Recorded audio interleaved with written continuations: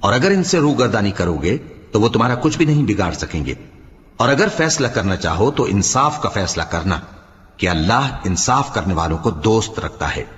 اور یہ تم سے اپنے مقدمات کیوں کر فیصل کرائیں گے جبکہ خود ان کے پاس تورات موجود ہے جس میں اللہ کا حکم لکھا ہوا ہے۔ یہ اسے جانتے ہیں، پھر اس کے بعد اس سے پھر جاتے ہیں،